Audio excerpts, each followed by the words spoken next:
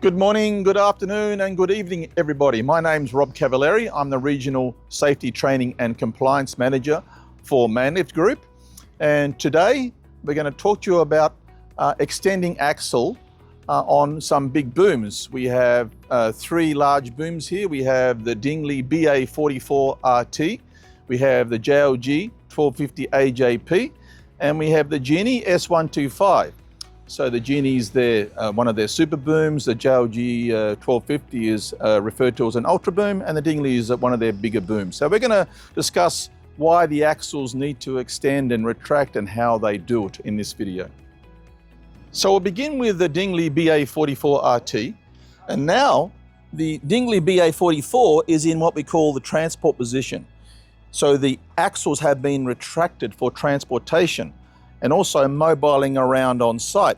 If the machine is in the white position, it's very difficult to maneuver it, and it's also very difficult to transport it. In this position, the axles are only 2.44 meters wide. However, if they're extended, they extend out to 4.17 meters wide, and that's to give it the stability it needs when it's working at full height. So this Dingli BA44RT, it weighs 24 ton approximately, and it's got a working height of 44 meters. So the machine is compliant to EN to AT standard, and that means it has to have the correct stability requirements. It has to comply with 12.5 meters per second wind speed. It'll be designed to work on a specific maximum slope of the ground surface with a specific safe working load of 44 meters. So the engineers have to say, okay, well, you have to have this many people in the basket, this much weight, this much outreach, and the wind will be blowing perhaps at 12.5 meters per second, and the ground slope can be up to X. Okay, that means we have to make sure the machine is stable at that height, at that requirement. So how do they do that? And they do that in two usual ways, and that is with weight in the chassis and also the footprint of the machine. The wider the footprint, the more stability it has. So we're going to demonstrate that now.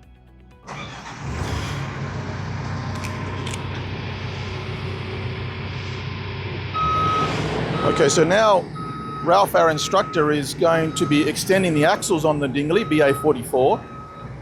You can see the axles now and the wheels rotating. So this is unique on the BA44, where you don't have to drive this big boom forward and reverse to get the axles to their extended position. So it's doing the rear axles now, and next it will do the front axles. Now the front wheels are pivoting,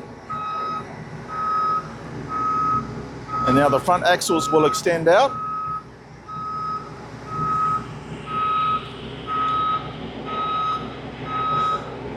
And now they are just about fully extended. Okay, now we've got full extension now. Okay, so now we're retracting the axles to get them back into the transport position.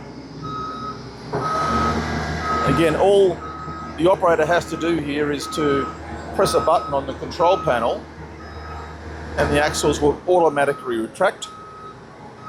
It will give you an indication on the control panel when they're in the transport position again. So the front axles are done.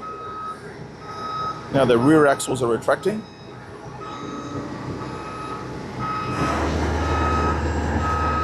So one of the beauties of this system is you don't get as much scrubbing on the tyres, and you don't get as much scrubbing on the floor surface. So that means, the tyres potentially can last longer, and also we don't have the same issue with the ground surface. So the ground surface on rough terrain machines is not usually a big of an issue, but certainly tyre wear and marking in the ground is reduced by this system not having to drive it forward and reverse. And another feature of this, of course, is space saving. We don't have to have a bigger area where we have to drive the machine forward and reverse to allow us to extend the axles. And you'll see how we have to do that on the JLG machine coming next, and then the Genie machine after that. This machine can be done in situ. Okay, so now the operator's in the JLG 1250AJP, and you can see how now the operator has to mobile or drive the machine to extend the axles, whereas before you saw that was not required. You could extend the axles in situ position. You can see the chassis design is different on this 1250AJP. It's like a capital H, the letter H. rather than the X pattern you saw before on the Dingli. So now the axles are fully extended on this machine. Okay, it's not slow, but it's just the driving, which is the main thing is different about this MUP compared to the Dingli, the JLG 1250AJP compared to the Dingli. You have to drive it to achieve the axle extension. Okay, let's look at the axle retraction next on the same machine. Okay, now the operator is retracting the axles, and again, to retract the axles, you can see the tyres scrubbing on the ground, dragging sideways as well as moving. So the operator has to drive the machine, so he's reducing the friction on the tyres, so the hydraulics have enough force to then retract or extend the axles. So the axles are fully retracted now. Okay, now the operator is in the Genie S125 Super Boom and also extending the axles. You can see the wheels don't pivot, so like the JLG, the operator has to drive the machine forward and reverse to relieve some of the friction and load off the tyres to allow the hydraulics to extend the axles. So he's driving forward now, and he was driving in reverse, and he'll get an indicator in the platform when the axles are fully extended. This Genie uses a similar X pattern to the Dingli, but differently, the wheels, unlike the Dingli, the wheels do not pivot. So you still have to drive the machine forward and reverse. Now the operator is retracting the axles on the S125. So he's holding the retraction button in, and the axles are retracting.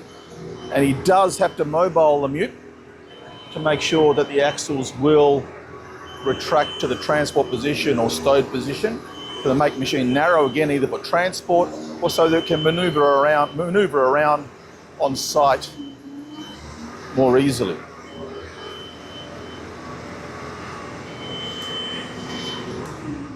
Okay, so you notice here they're on a tiled finish, interlock or clip interlock tiles, and whether you're on an interlock tiles or a asphalt road surface or concrete or dirt, compacted soil, that will make a difference to how easy or not your axles extend and retract on the different models and how far the operator might have to drive forward and reverse.